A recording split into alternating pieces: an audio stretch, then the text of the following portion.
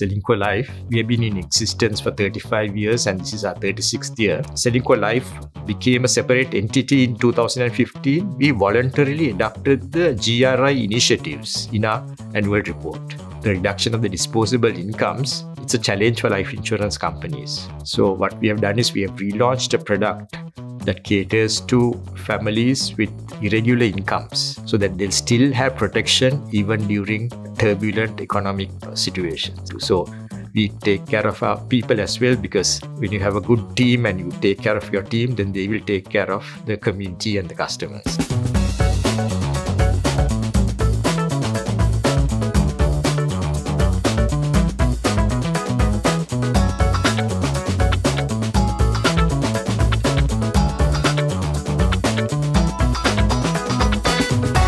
Life, we have been in existence for 35 years and this is our 36th year.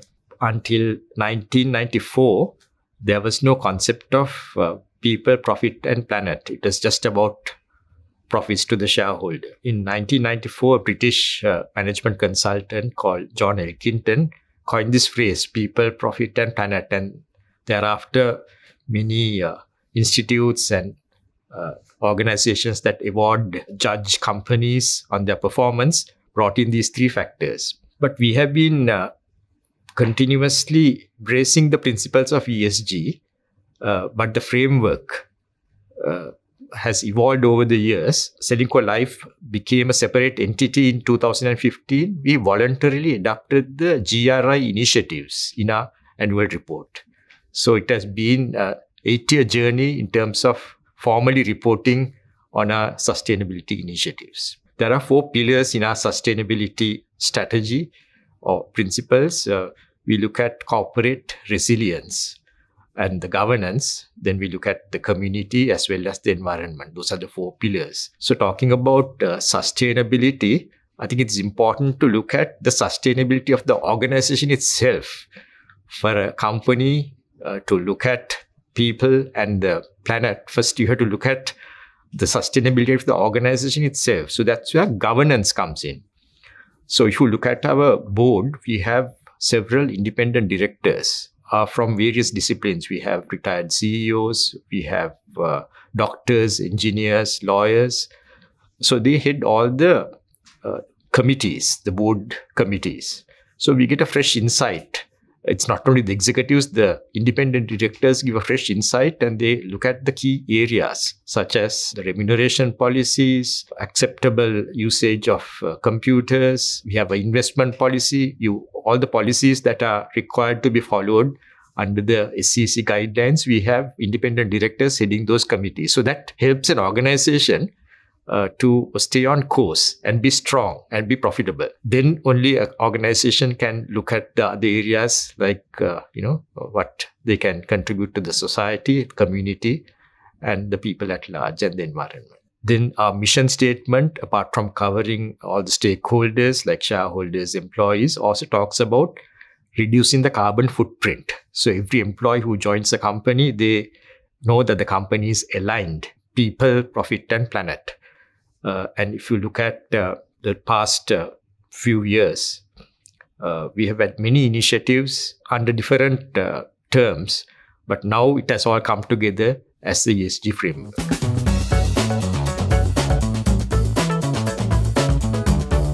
Going back a few years, reconstruct an ancient irrigation tank built many hundreds of years ago that helped a farming community of about 200 families. Then even before that, in the year 2005, we built a housing complex for those who lost their homes due to the tsunami.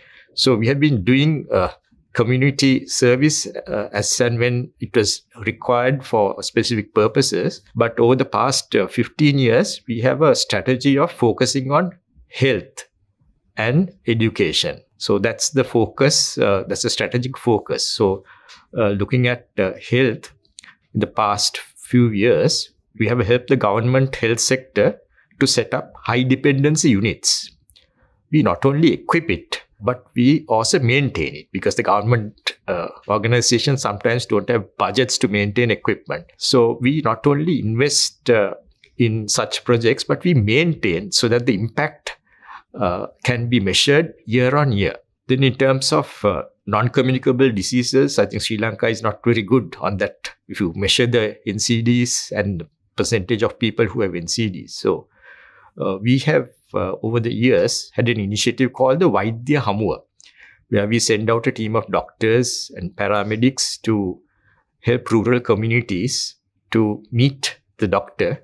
And sometimes it's their first experience in meeting a Western doctor. So we discover things like tumors, so many diseases that they have been unaware about for years. And we refer them to the hospitals and the clinics close by for them to, take medication and overcome their NCDs. So we've been doing that for a long time. And as I said, it's a strategy. So year on year, we have been doing these things. It's not just an ad hoc initiative. And we also measure the impact in terms of the outcomes of our initiatives. Then going on to the education sector, these are all UN sustainability goals. So we are aligned with the UN sustainability goals of health and education. So going on to education, over the years, we have noticed that some schools, they don't have facilities for children. The children are taught under trees or in ramshackle buildings. So we went in and over the years, we have constructed 87 proper classrooms for students to be taught in a proper environment. So year on year, there are so many students passing through, and that will have a significant impact in terms of education and supporting the country in terms of educated workforce. We also have Pranama scholarships. It's a scheme for our policyholders where we give scholarships at year 5, O-levels and A-levels. So to help them to get through the university and gain full employment. So those are the initiatives in terms of education.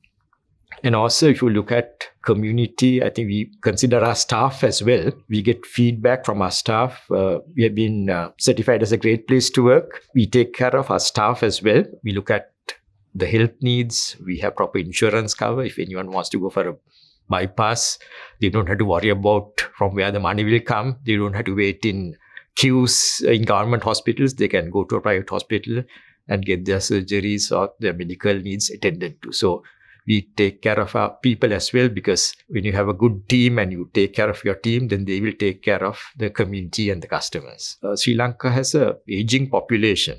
So we also provide retirement planning and encourage our employees to start retirement planning. And we even contribute a certain part towards their retirement so that when they leave the organization, they can spend their retirement well, comfortably.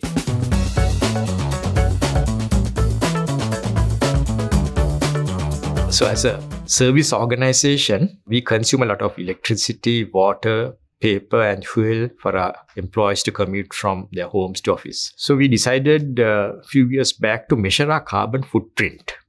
And thereafter, we set annual objectives to reduce the footprint year on year. And one of the main initiatives is clean electricity generated by way of solar panels on our own buildings. We have 28 of our own buildings. Actually don't have to pay electricity bill because we produce more than what we need, and it is exported to the grid. So that way, over the years, we have reduced our carbon footprint. Last year, we set up a 100 kilowatt solar plant in Nusa Tenggara. That's one of the biggest we have implemented over the last few years. And in terms of our buildings, we also use natural lighting to reduce the electricity consumption. And also, we have water recycling and rainwater harvesting. So over the years, we have been, although our turnover has increased, our consumption of electricity and water and even paper has reduced significantly. The reduction of paper has come through digitalization. The good old days, the proposal form that policyholder has to fill runs into 10 or 15 pages. Once I recall, a policyholder whose policy matured after 20 years, he gave me a gift of his policy file. It had about 200 papers. But now all the receipts are sent via SMS or email, and even the policy schedule is emailed or sent to the phone through a link. In time to come, the amount of paper that we use will significantly reduce. So that's how we have overcome the challenges by digitalization to reduce our paper consumption. So we are continuing with these initiatives, and when we set an objective of 5%, we see how, from what areas we can reduce our carbon footprint. And in terms of use of vehicles, we try to encourage the use of hybrid vehicles and smaller vehicles for our management staff.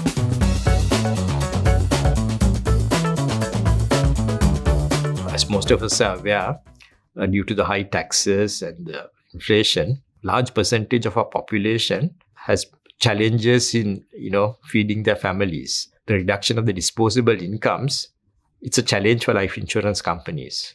So what we have done is we have relaunched a product that caters to families with irregular incomes, so that they'll still have protection even during turbulent economic situations. So that is one. Also, people are now not looking at long-term insurance products. They're looking at short-term because they can't sort of envision how life would be 10, 15, 20 years from now. So we have also developed a series of short-term plans so that they can focus on securing their investments in the short term. It's an investment plan linked with life insurance. So that's how we have responded to the current economic crisis. Plus, we developed platforms which doesn't require paper or a salesman to visit a customer 10 or 15 times to book in a sale. We can do things remotely, and even with one visit, we can complete a transaction. So we have a thing called e-submission. Many things can be done remotely, including e-signatures, which we hope to introduce this year. That will help in the future to reduce the carbon footprint further. We also have one of the fastest growing aging populations in Asia. When you analyze the demographics, you can see that many senior citizens don't have health insurance cover beyond 70. So we are considering launching a product to cater to that segment, and also to extend the age at which one could take life insurance and the age at maturity up to 75 to cater to the changing demographics. So in doing so, I think we'll be covering the full spectrum from an 18-year-old to a 70-year-old person, and even beyond, where they can use their funds for medical and health purposes. The drop in disposable incomes. Many will not be able to purchase a traditional life policy, which requires you to pay monthly premiums. So due to the gig economy, many are employed not in the formal sector.